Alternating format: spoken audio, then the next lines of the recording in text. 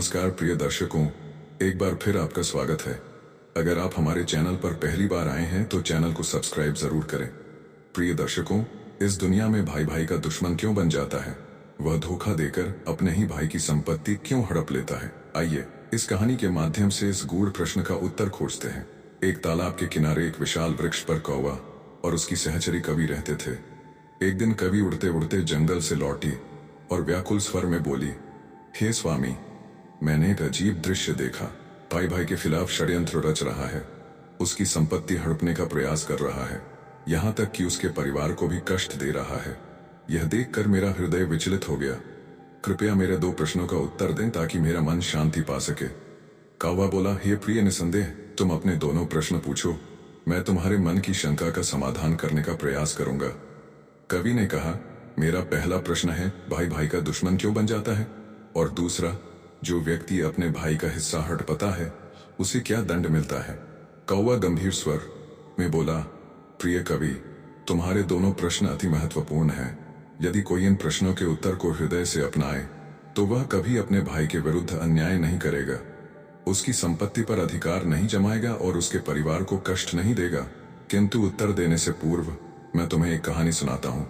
इस कहानी को ध्यानपूर्वक सुनो, क्योंकि इसमें ही तुम्हारे दोनों प्रश्नों के उत्तर छिपे हैं। कवि ने सिर हिलाकर कहा, मैं पूरे मन से इस कथा को सुनूंगी। प्रिय दर्शकों, कहानी में खोने से पहले आपसे अनुरोध है कि हमारे चैनल को सब्सक्राइब करें और बेल आइकन दबाएं, ताकि आपको हर नई कहानी की सूचना सबसे पहले मिले और आप इन ज्ञानवर्धक कथाओं से प्रेरणा लेकर अपने जीवन में उतार सकें। तो आइए कहानी आरंभ करते हैं। कौवा बोला, एक नगर में एक प्रतापी राजा राज्य करता था। उसके महल में एक सुंदर बाग था जिसमें विविध प्रकार के पुष्प और मीठे फलों से लदे वृक्ष थे। किंतु उस बाग का सबसे अनमोल वृक्ष एक सेब का पेड़ था जिस पर सोने के सेब उगते थे। राजा ने इस दुर्लभ वृक्ष की सुरक्षा के लिए विशेष प्रहरी नियुक्त कर रखे थे ताकि कोई चोर इन बहुमूल्य फलों को चुरा न सके। एक दिन जब माली ने गिनती की तो पाया कि पेड़ से एक सोने का सेब गायब था। घबराया हुआ माली दौड़ता हुआ राजा के पास पहुंचा और चोरी की सूचना दी। यह सुनकर राजा अचंभित रह गया। इतनी कड़ी सुरक्षा के बावजूद चोरी कैसे हो गई? राजा ने घोषणा की, जो कोई चोर को पकड़कर लाएगा उसे बड़ा इनाम दिया जाएगा। राजा के 3 पुत्र थे। सबसे बड़े राजकुमार ने कहा, पिताजी, आज रात मैं स्वयं बाग में पहरा दूंगा और चोर को पकड़ूंगा। राजा ने अनुमति दे दी और बड़ा राजकुमार रात में पहरा देने लगा। किंतु 2 घंटे बाद ही उसे गहरी नींद आ गई और वह सो गया। कौवा कहता है, हे प्रिय, राजा का सबसे बड़ा बेटा सुबह उठा और सेबों को गिना। यह देखकर वह हैरान रह गया कि रात भर में एक और सेब गायब हो गया। अगली रात मझले राजकुमार ने पहरा दिया, लेकिन उसे भी नींद आ गई और फिर से एक सेब चोरी हो गया। राजा बहुत चिंतित था और दरबारी भी परेशान थे कि आखिर क्या किया जाए। तभी सबसे छोटा राजकुमार आया और बोला, मैं आज रात पहरा दूंगा और चोर को पकड़ लूंगा। कौवा कहता है, हे प्रिय, राजा अपने छोटे बेटे को मूर्ख समझता था और उस पर भरोसा नहीं करता था। उसने गुस्से में कहा, तुम क्या करोगे? जब बड़े राजकुमार ही असफल हो गए तो तुम कैसे सफल हो सकते हो? लेकिन छोटे राजकुमार ने जिद की और राजा ने उसे आखिरकार मौका दे दिया। रात को छोटा राजकुमार पहरा देने लगा। उसने तय किया कि वह नहीं सोएगा। आधी रात को जब घड़ी ने 12 बजाए तो उसने देखा कि एक सुंदर सोने की चिड़िया उड़कर आई और सेब के पेड़ पर बैठ गई। वह देखते ही देखते एक सोने का सेब तोड़कर चोंच में पकड़ने लगी। राजकुमार सतर्क था। उसने फौरन तीर चलाया, लेकिन तीर चिड़िया को न लगकर उसके पंख से टकराया। चिड़िया उड़ गई, लेकिन उसका एक सुनहरा पंख टूटकर नीचे गिर पड़ा। कौवा कहता है, हे प्रिय, सुबह होते ही छोटे राजकुमार ने राजा को सब कुछ बता दिया और सोने का पंख राजा के सामने रख दिया। राजा पंख की सुंदरता देखकर मंत्रमुग्ध रह गया। उसने कहा, अगर यह पंख इतना सुंदर है तो सोचो पूरी चिड़िया कितनी सुंदर होगी। मुझे वह चिड़िया चाहिए। सबसे पहले बड़ा राजकुमार उसे पकड़ने के लिए निकला। चलते चलते वह एक घने जंगल में पहुंचा, जहां उसने एक लोमड़ी को देखा। जैसे ही उसने तीर निकालकर धनुष पर चढ़ाया, लोमड़ी चिल्लाई, राजकुमार, मुझे मत मारो, मैं तुम्हारी मदद कर सकती हूँ। लोमड़ी बोली, तुम सोने की चिड़िया की खोज में जा रहे हो। सुनो, अगर तुम मेरी सलाह मानोगे तो तुम्हारा काम आसान हो जाएगा। आगे एक गांव आएगा जहां 2 सराय होंगी, एक बहुत सुंदर और दूसरी बहुत साधारण। तुम्हें साधारण सराय में रुकना चाहिए, वरना तुम्हारा सफर यहीं खत्म हो जाएगा। कौवा कहता है, हे प्रिय। बड़े राजकुमार ने लोमड़ी की बात सुनकर हंसते हुए कहा, मुझे तुम्हारी सलाह की जरूरत नहीं। उसने लोमड़ी पर तीर चलाया, लेकिन लोमड़ी बच निकली। आगे चलकर जब वह गांव पहुंचा तो सच में दो सराय थीं। एक चमचमाती हुई जहां नाच गाना हो रहा था, और दूसरी साधारण। बड़े राजकुमार ने लोमड़ी की बात को नजरअंदाज किया और सजी धजी सराय में चला गया। वहां का माहौल इतना मनोरंजक था कि वह अपने असली काम को भूल गया। जब कई दिनों तक वह नहीं लौटा तो मझला राजकुमार भी सोने की चिड़िया की खोज में निकला। जंगल में वही लोमड़ी उसे भी मिली और उसने वही सलाह दी, लेकिन मझले राजकुमार ने भी उसकी बात को अनसुना कर दिया। जब वह गांव पहुंचा तो उसने भी चमकदार सराय चुनी और उसमें रुक गया। वहां की चकाचौंध में वह भी अपने असली उद्देश्य को भूल गया और लौटने का कोई इरादा न रहा। कौवा कहता है, हे प्रिय। अंत में सबसे छोटे राजकुमार ने राजा से कहा, मैं सोने की चिड़िया लाऊंगा। राजा ने जवाब दिया, जब बड़े राजकुमार ही असफल हो गए तो तुम कैसे सफल हो सकते हो। मगर छोटे राजकुमार की जिद के आगे राजा को झुकना पड़ा और उसने अनुमति दे दी। राजकुमार खुशी खुशी यात्रा पर निकला और चलते चलते जंगल में पहुंचा, जहां उसे एक लोमड़ी मिली। उसने ध्यान से लोमड़ी की बात सुनी और बोला, ठीक है, मैं तुम्हारी सलाह मानूंगा, मैं तुम्हें नहीं मारूंगा। यह सुनकर लोमड़ी प्रसन्न हुई और बोली, तुम सबसे अच्छे लड़के मालूम पड़ते हो। तुमने मेरी बात का मजाक नहीं बनाया, इसलिए मैं तुम्हारी मदद करूंगी। फिर उसने कहा, मेरी पूंछ पर बैठो, मैं तुम्हें सही जगह पहुंचा दूंगी। जैसे ही राजकुमार उसकी पूंछ पर बैठा, लोमड़ी की पूंछ लंबी होकर आसमान में उड़ने लगी। वह मैदानों और पहाड़ों को पार कर सराय तक जा पहुंची। लोमड़ी ने उसे सलाह दी कि वह पुरानी और छोटी सराय में ही ठहरे। राजकुमार ने उसकी बात मानी और वहां डेरा डाल दिया। अगली सुबह फिर से जंगल में उसे वही लोमड़ी मिली। उसने कहा, अब मैं तुम्हें आगे का रास्ता बताती हूँ। उसने समझाया, तुम आगे बढ़ोगे तो तुम्हें एक किला मिलेगा जहां सिपाही पहरा दे रहे होंगे, मगर घबराना मत, वे सब सोए होंगे। तुम बेझिझक अंदर चले जाना और लकड़ी के पिंजरे में बंद सोने की चिड़िया को उठाकर बाहर ले आना। लेकिन ध्यान रखना, वहां एक सुंदर सोने का पिंजरा भी होगा, उसे हाथ मत लगाना वरना पछताओगे। इतना कहकर लोमड़ी ने फिर अपने पूंछ पर बिठाया और किले के पास पहुंचा दिया। राजकुमार ने देखा कि सच में सिपाही गहरी नींद में थे। वह हिम्मत जुटाकर अंदर चला गया और उस कमरे में पहुंचा जहां सोने की चिड़िया एक साधारण लकड़ी के पिंजरे में बंद थी। उसके पास ही 3 सोने के सेब रखे थे, जिन्हें देख राजकुमार ने पहचान लिया कि ये उसके पिता के बाग के ही हैं। चिड़िया इतनी सुंदर थी कि राजकुमार बस उसे देखता ही रह गया। जब वह उसे लेने बढ़ा तो उसकी नजर पास रखे एक जगमगाते सोने के पिंजरे पर पड़ी। वह इतना खूबसूरत था कि राजकुमार लोमड़ी की बात भूल गया और उसने सोने की चिड़िया को लकड़ी के पिंजरे से निकालकर उस नए चमचमाते पिंजरे में डाल दिया। जैसे ही चिड़िया सोने के पिंजरे में पहुंची, वह तेज आवाज में चहचहाने लगी। उसके शोर से सिपाही जाग गए और दौड़कर कमरे में आ गए। राजकुमार भागने भी नहीं पाया था कि सिपाहियों ने उसे पकड़ लिया। कौवा कहता है, हे प्रिय। राजकुमार को अपनी भूल का एहसास हुआ। उसे याद आया कि लोमड़ी ने उसे क्या कहा था, लेकिन अब पछताने से क्या होता।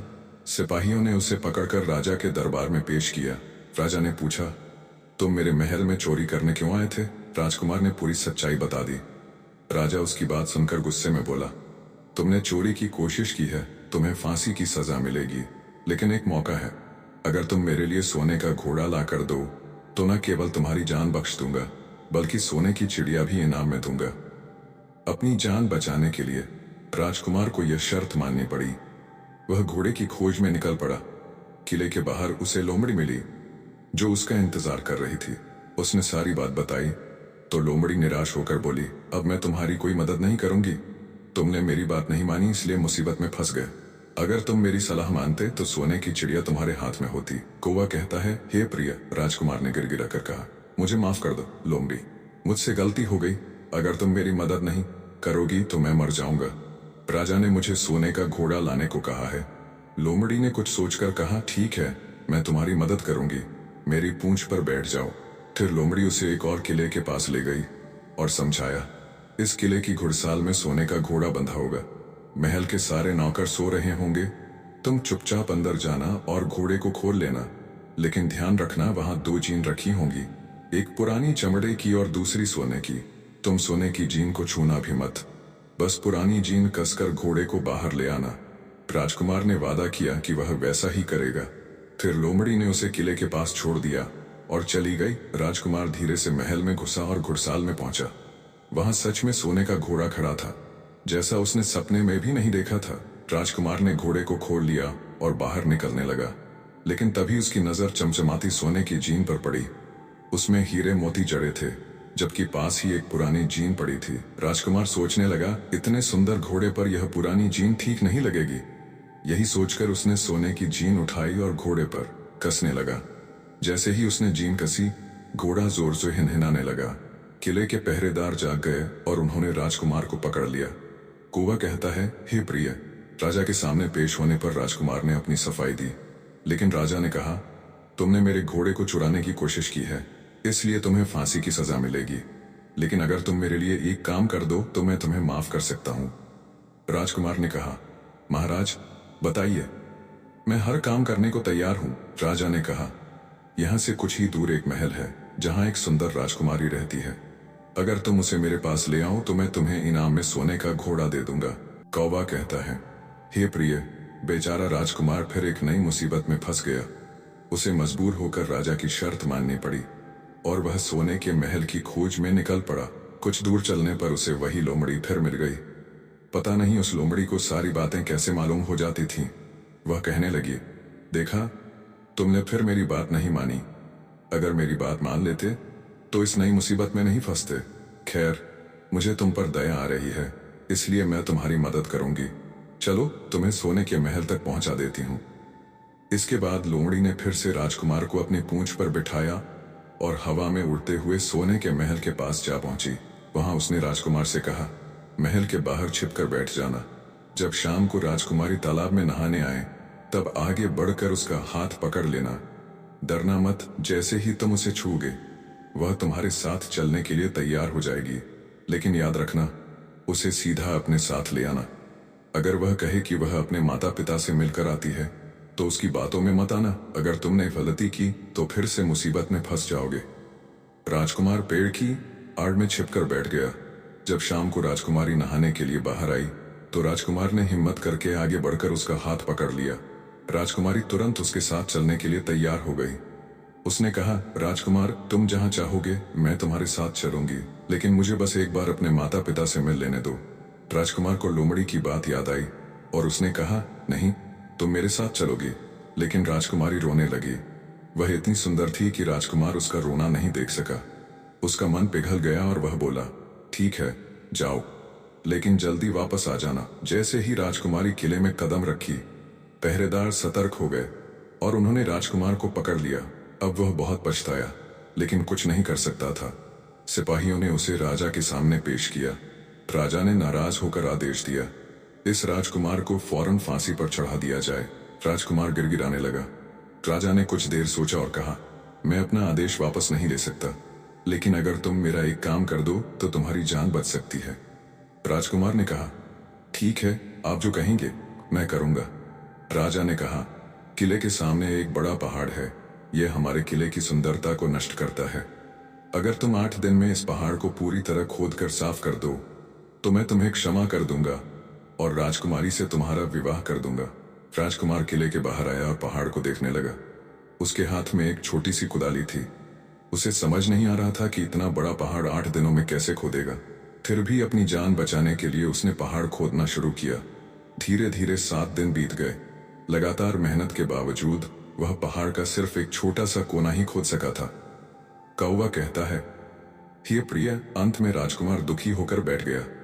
उसे अपने आप पर बहुत गुस्सा आ रहा था। वह मन ही मन कह रहा था, अगर मैंने लोमड़ी की बात मानी होती तो कितना अच्छा होता। उसने हमेशा सही सलाह दी और मैंने हर बार उसे अनसुना करके खुद को नई नई मुसीबतों में डाल दिया। कौवा कहता है, हे प्रिय राजकुमार। राजकुमार सिर झुकाए बैठा था कि अचानक उसे अपने पैरों के पास लोमड़ी की पूंछ हिलती दिखी। उसने नजर उठाई तो वही लोमड़ी खड़ी थी। लोमड़ी मुस्कुराकर बोली, क्या हाल है? इस बार तुम्हारी मदद करने का मेरा मन नहीं था, लेकिन 7 दिन से तुम्हें पहाड़ खोदते देख रही हूं। मुझे तुम पर दया आ गई, इसलिए चली आई। तुम बहुत थक गए हो, जाओ सो जाओ, मैं तुम्हारा काम पूरा कर दूंगी। इस बार राजकुमार ने तय किया कि वह लोमड़ी की हर बात मानेगा। वह चुपचाप जाकर सो गया। सुबह जब जागा तो अपनी आंखों पर विश्वास नहीं कर पाया। वहां पहाड़ का नामोनिशान नहीं था, बल्कि महल का सुंदर दृश्य था। वह तुरंत राजा के पास गया। राजा उसके काम से बहुत प्रसन्न हुआ और वचन अनुसार राजकुमारी से विवाह करा दिया। राजकुमार राजकुमारी संग कुछ दूर गया तो रास्ते में फिर लोमड़ी मिली। वह बोली, बधाई हो राजकुमार, लेकिन अब तुम्हें सोने का घोड़ा और सोने की चिड़िया भी लेनी चाहिए। वे तुम्हारे ही लायक हैं और तुम आसानी से उन्हें पा सकते हो। राजकुमार बोला, लेकिन मैं तो इस राजकुमारी को उस राजा के पास ले जा रहा हूं जिसने मेरी जान बख्शी थी। लोमड़ी बोली, नहीं, अब यह सिर्फ तुम्हारी है। अगर तुम मेरी बात मानो तो सोने का घोड़ा और चिड़िया भी पा सकते हो। पहले इस राजकुमारी को सोने के घोड़े वाले राजा के पास ले जाओ। राजा इसे देखकर खुश होगा और घोड़ा इनाम में देगा। तुम घोड़े पर सवार हो जाना और सबसे विदा लेना। अंत में जैसे ही राजकुमारी के पास जाओ, उसका हाथ पकड़कर उसे घोड़े पर बैठाकर तेजी से दौड़ा देना। यह घोड़ा इतना तेज है कि कोई तुम्हें पकड़ नहीं पाएगा। जाओ, पहले यह काम पूरा करो। आगे की बात मैं बाद में बताऊंगी। जब तुम घोड़ा और राजकुमारी लेकर आओगे तो मैं तुम्हें फिर रास्ते में मिलूंगी। कौवा कहता है, हे प्रिय। राजकुमार ने वैसा ही किया जैसा लोमड़ी ने कहा। जब राजा ने राजकुमारी देखकर प्रसन्न होकर उसे सोने का घोड़ा दिया तो वह सवार हुआ, सबसे विदा ली और फिर राजकुमारी को घोड़े पर खींचकर तेजी से दौड़ पड़ा। वह किले से बहुत दूर निकल गया। रास्ते में एक पेड़ के नीचे लोमड़ी इंतजार कर रही थी। उसने मुस्कुराकर कहा, शाबाश, अब सोने की चिड़िया प्राप्त करो। जब तुम सोने की चिड़िया वाले राजा के पास जाओगे तो वह इस घोड़े को देखकर खुश होगा। तुम कहना कि पहले मुझे चिड़िया का पिंजरा दो, फिर घोड़ा दूंगा। जैसे ही राजा पिंजरा लाए तुम उसे झपट कर ले लेना और घोड़े पर दौड़ा देना। इस तरह चिड़िया तुम्हारी हो जाएगी और कोई तुम्हें पकड़ नहीं सकेगा। कौवा कहता है, हे प्रिय। इस बार भी राजकुमार ने ठीक वैसा ही किया जैसा लोमड़ी ने बताया था। उसने राजकुमारी को साथ बिठाया और जब राजा ने उसके हाथ में सोने की चिड़िया का पिंजरा दिया तो उसने तुरंत घोड़े को दौड़ा दिया। सोने का घोड़ा हवा से बातें करने लगा और कुछ ही दूर चलने पर फिर से लोमड़ी मिली।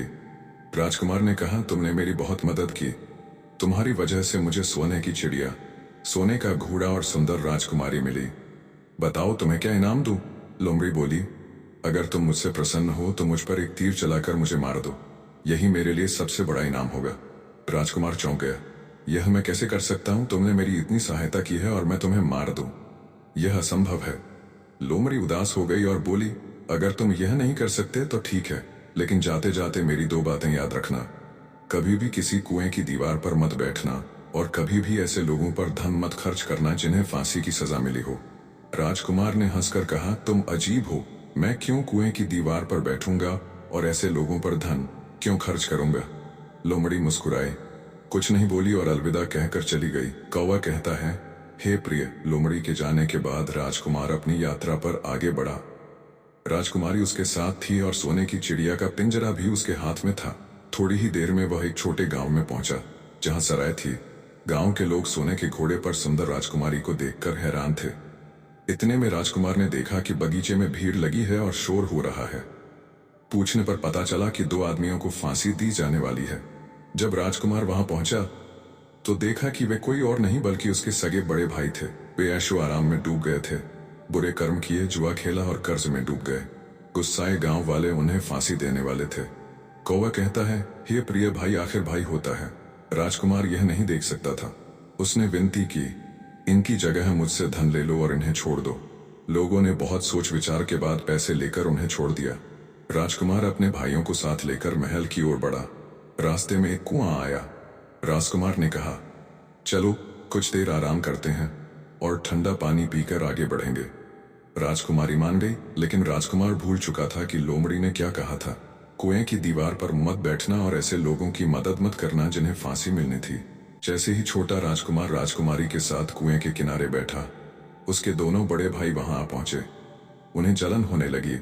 इसे सुंदर राजकुमारी भी मिल गई, अपार धन भी, और अब पिता भी इसकी बुद्धिमानी की सराहना करेंगे। कल तक जिसे मूर्ख समझा जाता था वही आज सम्मानित होगा।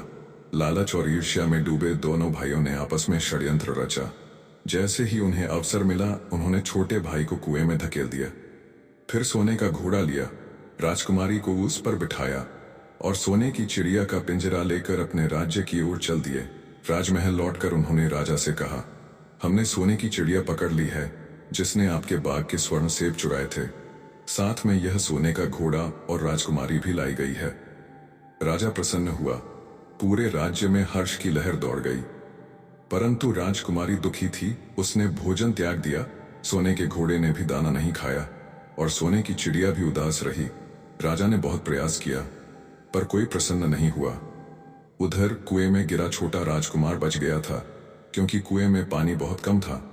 उसे लोमड़ी की चेतावनी याद आई, किसी कुएं की दीवार पर मत बैठना और लालची लोगों की सहायता मत करना। वह पछताया कि यदि उसने लोमड़ी की बात मानी होती तो आज इस दशा में न होता। तभी जैसे ही उसने लोमड़ी को याद किया, वह कुएं के पास आ पहुंचे। लोमड़ी बोली, देखा, मैंने पहले ही चेताया था पर तुम नहीं माने। खैर, अब अंतिम बार तुम्हारी सहायता करती हूँ। उसने अपनी पूंछ कुएं में लटका दी, जो लंबी होती गई और राजकुमार तक पहुंच गई। राजकुमार ने पूंछ पकड़ी और धीरे धीरे ऊपर चढ़ आया। लोमड़ी ने कहा, अब अपने घर जाओ, पर सतर्क रहो, तुम्हारे भाई तुम्हारी जान के दुश्मन है। राजकुमार राज्य की ओर चल पड़ा। रास्ते में उसे एक भिखारी मिला, जिससे उसने अपने सुंदर वस्त्र दान कर दिए और उसके पुराने कपड़े पहन लिए। भेष बदलकर वह किले में पहुंचा तो एक अद्भुत दृश्य देखने को मिला। सोने का घोड़ा खुशी से नाचने लगा और दाना खाने लगा। सोने की चिड़िया फुदकने लगी और मधुर गीत गाने लगी। राजकुमारी ने भी अपने आंसू पोंछ लिए और हर्षित हो गई। राजा यह सब देखकर चकित रह गया। राजकुमारी ने राजा से कहा, मैंने पहले ही सच बता दिया था। आपके बड़े पुत्रों ने छोटे राजकुमार के साथ छल किया और आपको भी धोखा दिया, परंतु अब आपका छोटा राजकुमार लौट आया है, इसलिए मैं आनंदित हूँ। मेरा विवाह उसी से हुआ है और मैं उसी के साथ सुखी रहूंगी। फिर उसने मैले कुचैले वस्त्र पहने व्यक्ति की ओर इशारा किया और बोली, महाराज देखिए, ये ही आपका छोटा राजकुमार है। कौवा कहता है, हे प्रिय। राजा ने भी अपने छोटे राजकुमार को पहचान लिया। अब वह अपने छोटे बेटे को मूर्ख नहीं बल्कि सबसे होनहार और बुद्धिमान मानने लगा। राजा को एहसास हुआ कि उसका छोटा बेटा समझदार और बहादुर है, इसलिए उसने उसे सबसे अधिक प्यार करने लगा और राजगद्दी सौंपने का निश्चय किया। राजा ने कहा कि कोई भाई अपने भाई की पत्नी को हड़पने का प्रयास नहीं करे और न ही लालच में आकर भाई को मारने का षड्यंत्र रचे। जो ऐसा करता है उसे दंड अवश्य मिलना चाहिए। राजा ने कहा कि बड़े और मझले राजकुमारों ने केवल अपने छोटे भाई को ही नहीं बल्कि राजा को भी धोखा दिया। इससे राजा को बहुत क्रोध आया और उसने दोनों को राज्य से निकालने का आदेश दिया। उसने घोषणा की कि जो भाई अपने भाई के साथ छल करता है उसे घर से बेघर कर देना चाहिए, क्योंकि यही न्याय का नियम है। कौवा कहता है, हे प्रिय। जब राजा ने अपने दोनों बड़े राजकुमारों को राज्य से निकाल दिया, तब उसने बड़ी धूमधाम से छोटे राजकुमार का विवाह राजकुमारी से किया। दोनों आनंद पूर्वक रहने लगे, मगर छोटा राजकुमार उस लोमड़ी को नहीं भूला था जिसने उसकी सहायता की थी। एक दिन वह जंगल में जाकर लोमड़ी को खोजने लगा। बहुत ढूंढने के बाद उसने एक पुराने पेड़ के खोखले भाग में लोमड़ी को उदास और कमजोर बैठा देखा। राजकुमार को देखकर लोमड़ी ने पहचान लिया और कहा, आओ राजकुमार, आज यहाँ कैसे? राजकुमार ने मुस्कुराते हुए कहा, मैं तुम्हें ही ढूंढने आया हूँ। चलो मेरे बाग में आराम से रहो, यहाँ जंगल में तुम्हें बहुत तकलीफ होती होगी। पर लोमड़ी ने उत्तर दिया, नहीं राजकुमार, मैं यहीं ठीक हूँ। अब तुम्हें मेरे दुखों से क्या लेना देना? तुम्हारा काम पूरा हो गया, अब तुम अपने महल में राजकुमारी के साथ सुखपूर्वक रहो। कौवा कहता है, हे प्रिय। फिर लोमड़ी की बात सुनकर छोटा राजकुमार बोला, नहीं, तुमने मेरा बहुत उपकार किया है। मैं तुम्हें इनाम देना चाहता हूँ और हमेशा अपने साथ रखना चाहता हूँ। राजकुमारी भी तुमसे मिलकर बहुत खुश होगी। इस पर लोमड़ी ने कहा, यदि तुम सच में मुझे इनाम देना चाहते हो तो मेरा एक काम कर दो। मैंने तुमसे पहले भी कहा था कि तीर चलाकर मुझे मार दो, यही मेरे लिए सबसे बड़ा लाभ होगा।